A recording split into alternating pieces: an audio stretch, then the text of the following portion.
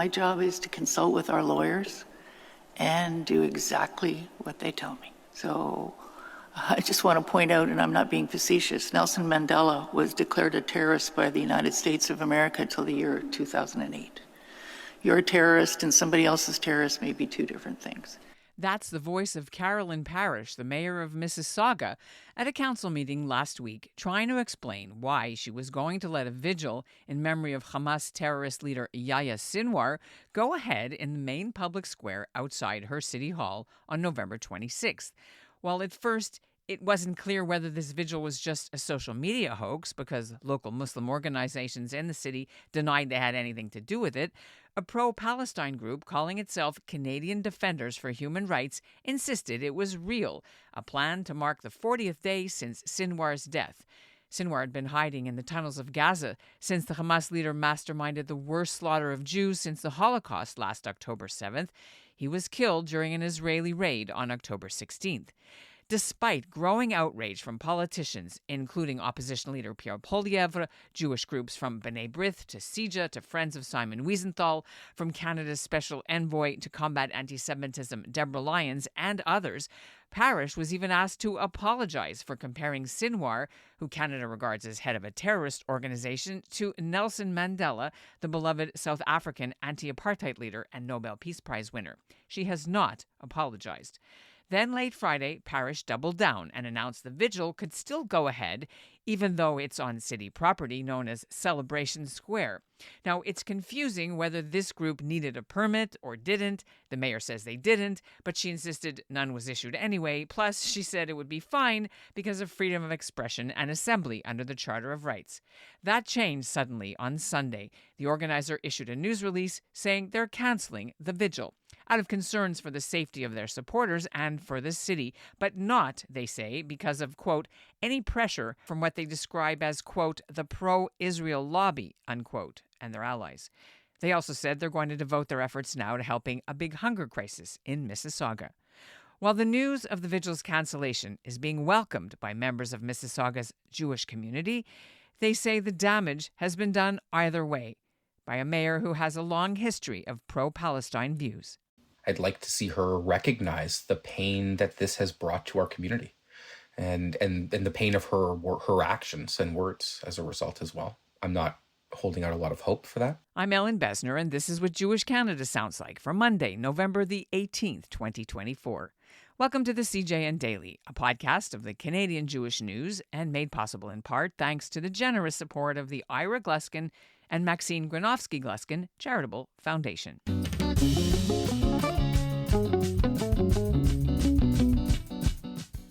That memorial for Sinwar may have been the most controversial event, but it's not the only pro-Palestine protest happening in Mississauga since October 7th. We're told there are weekly ones in the same spot outside Mississauga City Hall, plus anti-Semitic incidents at public schools in the area impacting Jewish students and staff, ranging from Israeli flags being ripped down to anti-Israel parents organizing walkouts on the anniversary of October 7th last month. Peel's school board became the first place in Canada to put Nakba Day on the school calendar, recognizing Palestinians' National Day of Mourning, May 15th, when the State of Israel was founded in 1948. So what do Mississauga's 2,500 Jews want to happen next? Well, they're welcoming a plan by Mississauga to adopt bubble legislation later this week that would prevent protests from happening near places of worship. But it's clear this policy was prompted not to protect them, but after violent clashes earlier this month between Indian Sikh activists who want a separate country called Khalistan carved out of India and Hindu Indians who oppose this. I'm joined now by Rabbi Audrey Pollack, the spiritual leader of Mississauga's Reformed Jewish congregation Solel, by Noah Farber, a parent of 2 children in public school who's a political consultant, and also by Dr. Rosalind Allen, a veterinarian who volunteers on that synagogue's security committee. As we were preparing to do this interview, we heard that the vigil has now been postponed by the organizer. What is your reaction to that news before we get into the background? Anyone can start. I think it's clear that the group did bow to pressure that they have faced across the country. I mean, this has become a national story, and the level of scrutiny is certainly much higher than I would imagine they anticipated. I also wouldn't rule out the likelihood that this is also an attempt to shield Mayor Parrish, who is an ally of theirs, from future scrutiny, and to potentially allow her to avoid having to apologize for her actions this week. I also, I wonder whether people will still show up at this event because despite the fact that it's really hit a lot of the press, there are some people that don't read. And it's also possible that this is just a ploy to take, as Noah said, to take the pressure off the mayor and for this event to go on. As she had said publicly, didn't require a permit because it's a vigil. It's just might be a way of saying, well, we're not coming and then coming anyway. We won't know until the 26th. I feel like it hasn't really changed much about our own position in the city, that the emotions are still there, and them canceling the event doesn't change the fact that they planned it in the first place.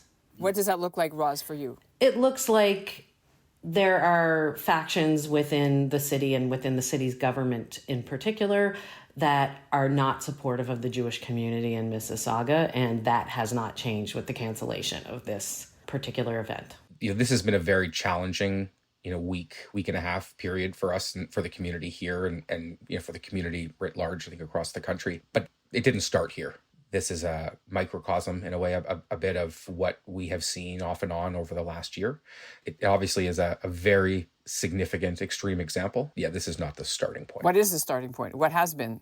Yeah, I think certainly things evolved after October 7th as far as the visible presence within the city.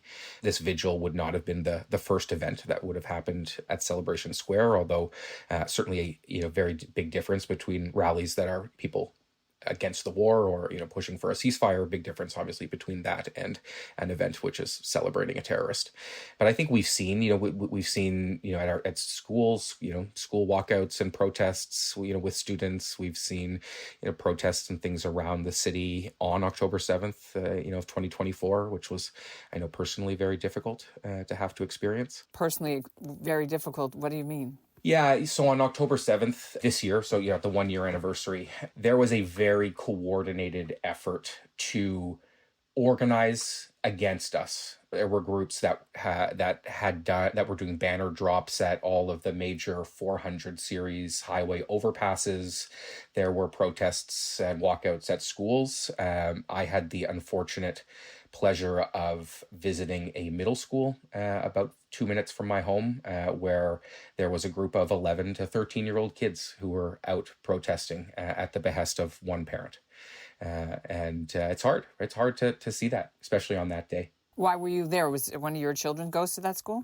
No, I've taken on an advocacy role with the Peel Board as part of what's happened over the last year, and so I've spoken at the Peel Board at Peel Board committees in the past, and some of this is bearing witness. Right, we have to be aware, take pictures, understand what's happening on the ground, so that we can bring that conversation back to the Peel Board, because they've made it clear to us that that's what they need to be able to take action, is something that we can put in front of them. This is the same Peel Regional District School Board that, if I'm not mistaken, was the first in Canada to recognize Nakba Day, May 15th, as a day on the official school calendar. What's happened with that since your community discovered that this happened? Anyone can jump in. So that's correct, Ellen. This was the first school board in Canada to do this. It's interesting because there is supposed to be a process by which days of significance such as this are recognized on the calendar. And going back, we could not find any evidence that such process had taken place, although the board tells us that it has. So there was a significant amount of discussion and appeal to the board that this wasn't appropriate because it's actually not, Palestine is not recognized as a country in Canada, as well as places around the world at this point. So, and we don't, for instance, have on the PDSB calendar recognition of the birth of the state of Israel. That is not, Israeli Independence Day is not on the calendar, as are many other countries' national holidays. So we argued in that direction. What really has devolved to this point is that the PDSB has been forced to take a good look at the Days of Significance calendar as it stands. On the one hand, I think that it's great that PDSB wanted to recognize all kinds of holidays for our diverse city. I think we're most diverse city in Ontario, if not all of Canada, in terms of the population here.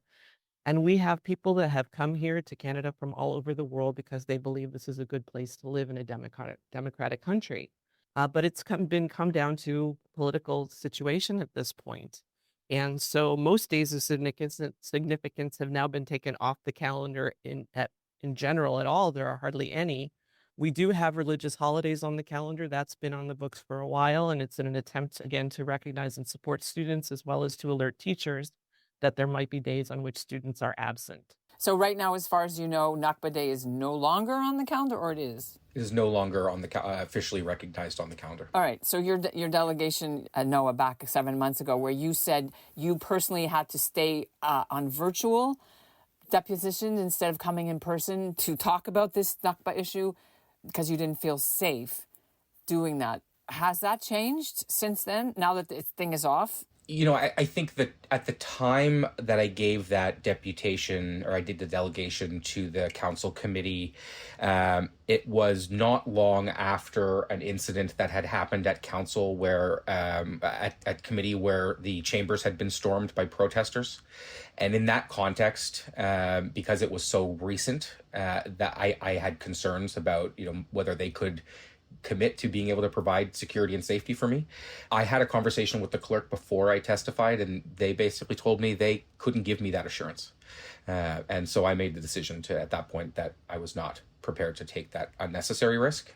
And it's unfortunate, right? I mean, in this country and, in this city, that was a necessary choice to make. But I don't know, but that being said, I don't know that I would make the same choice today. I probably would go in person today. Some of that is just changing time and my changing perspective. I've also been much more public over the last year, so I've become a bit more personally comfortable. Has your synagogue or any activities that your community is doing been in any way attacked or danger? I mean, we've heard lots of synagogues have been, vandalism or what have you. I think what's really affected us the most is the fact that we have to have much more security than we used to have. It's not who we are. We're accustomed to bringing people in with open arms. One of the major changes that we had to make is that we traditionally have had a yearly Invite Your Neighbor service, in which we invite people across the city to come and experience a Shabbat with us and just to see what we're about, because there are many people that have never met a Jewish person before, don't know what a synagogue is, that sort of thing. And unfortunately, we had decided that we needed to cancel it this year. We were not comfortable. It's usually an open door program.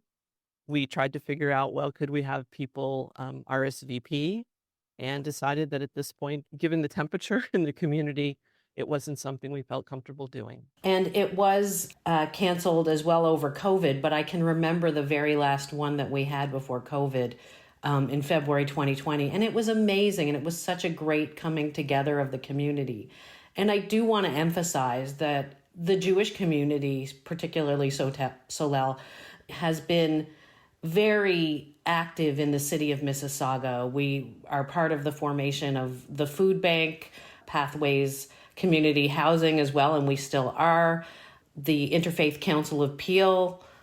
Our Rabbi Emeritus, Rabbi Larry Englander, received the Order of Canada for this work. And so we really do, connect with our neighbors and try to build a place of not only peace, but also understanding. Where does this leave the community now with the mayor? Do you want her to apologize, even though the thing has been canceled? Like, what do you want next? And what would you like to see? What are you doing? Well, personally, I would like to see an apology. It's been deeply disappointing how this has come to be. We have had a long history of great relationships with our city council and with our mayors. Both Mayor Hailsden McCallion and Mayor Bonnie Crombie attended those annual Invite Your Neighbor services. And frankly, pretty much every significant anniversary or benchmark for our community, things have really changed. It's a concern that we have mayor who is really so misinformed. And I would like to see an apology here. I personally would just like her to respond to us. We've sent numerous communications to her office regarding these things and have no response. So, I'd like to start with that personally, just a response to our community. This is not a person who is new to politics. She has decades of record, and her political record is very clear here. We continue to look for opportunities to engage with her in a productive way, and she has continually ignored us. At best, ignored us. So that's hard, right? It's hard to see that. Anybody that watched the council meeting this week, where the mayor made the ridiculous Nelson Mandela comparison, we had two councillors in particular that spoke very strongly in opposition to the position that the mayor has taken. And I would say that they are not the only two members of council who feel that way. I actually would say at this point, likely at least half of council has grave concerns about the mayor's handling of this issue. But they're also angry at her because she has brought all of this negative attention on our city. Well, you're also in the news because of the other ethnic conflict that has been playing out on the streets, right, which our listeners may or may not know, but the Sikh, Indian, Hindu, Khalistani violence at various temples in Mississauga, but close to Mississauga. And that it benefits us as on the side was that council moved this week to have the city officials work on a bylaw to put a buffer zone around places of worship, which is certainly something that is very positive for our community as well. Right. You mentioned the track record of Carolyn Parrish. When she was not yet mayor, in November of last year, she pushed for a motion to call for an immediate ceasefire without mentioning the hostages until that got watered down and added by other councillors. So this comes no surprise. She has been a pro-Palestinian supporter for decades, even when she was a member of parliament, for the Liberal member of parliament, right? Yeah. So what made this more upsetting than her usual stuff, which is what we've already seen for you, all of you? I think this is the first time she's faced this test in the mayor's chair.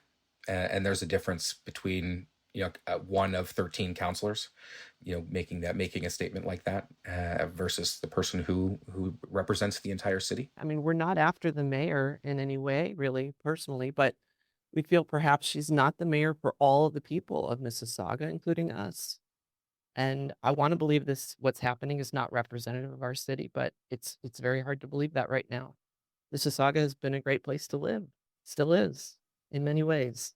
Except for the kids who have to go to school there, and for this to deal with this. I know that's a whole other issue. You said your kids were really in trouble. Let's hear about that. My kids are still relatively young. They're in grades 1 and 4. So I'm lucky in that they have not faced really anything directly. We have a community within Mississauga, within Peel, of parents with kids in Peel Board that formed last fall. It was an opportunity for us to share experiences and challenges, and some of that has been direct advocacy to the board, but it is very challenging. It is a very challenging environment. Over the course of last year, we had a number of meetings with the Peel Board and 0 outcomes. So before this all came about and the mayor was directly speaking about it, there were discussions that maybe this was a fake thing, and now this mysterious letter comes up early Sunday morning saying we're calling it off. Does that matter? Because it comes on the wake of a weekend where you had a huge rally in the same place on Saturday, anti-Israel. They've been every weekend. It's nothing new. And I think there's a difference between the kind of protests that we've seen and a vigil that identifies Sinwar as a hero, as a martyr, that uses the symbols of Canada, the poppy, and the phrase, lest we forget, and celebrating a known terrorist and a known terrorist organization. It's a big difference. The fact that an event like this was essentially permitted is maybe the most generous term by the mayor. I think in that reality, whether it happens or not, the conditions exist in this community for that to happen and potentially happen in the future. And so I think, we think about that, and particularly coming back to the mayor, we think about the mayor's reaction and engagement with this issue. Whether the event happens or not, that has happened. It's set in stone. We've seen her reaction. It certainly does not give us any level of confidence for the future. with her leadership. She made no comment on the use of the poppy and the lest we forget. My own son is in the Navy Reserves and marches in the Remembrance Day Parade every year. You can see him in the National Remembrance Day Parade. And I'm just choking on the fact that she never said anything. And one of our veterans who marches in the Streetsville Parade every year he's beside himself. And, what a juxtaposition for, freedom fighter and murder to be on this flyer together. It's horrible. Is there any one last thing that you'd like to say about what you want our listeners to understand about what it's been like to live through this? It's unfortunate that I've heard from other aspects of the Jewish community, oh, why don't you just put a fence around Mississauga, et cetera, et cetera. It's a great place, and we just need to stand up for ourselves. I think the last year has really been a testament to the strength of our community here in Mississauga. The way the community has come together, in greater numbers and greater strength at community events, at services, at, things that we're doing within the community, and the way we've supported each other through some of the challenges. And I would echo that and say that we're very dedicated to the idea that we are an important and integral part of Mississauga, and we want to continue working with our partners and our allies and supporting Jewish life in Mississauga and making it as vibrant and active as it has been for the past 50 years. And that's what Jewish Canada sounds like for this episode of the CJN Daily, made possible in part by the generous support of the Ira Gluskin and Maxine Gronowski-Gluskin Charitable Foundation. Now, we contacted the mayor's office for comment. We also contacted the organizer of the now cancelled rally. No reply in both cases. By the way, aside from the whole Sinwar thing, what made the cancelled vigil's original social media flyer shocking was that the designer used the image of the poppy, which Canadians revere on Remembrance Day, and the slogan, "Lest we forget," until the Royal Canadian Legion protested trademark infringement. So the poppy symbol got removed, and in its place, the flyer now read, "Sinwar is our Mandela," which Parrish then quoted at City Council the next day. The Daily is produced by Zachary Judah Kaufman. Our executive producer is Michael Freeman, and our music is by Dov Beck-Levine. Like to hear from you on this one. I'm at info@thecjn.ca.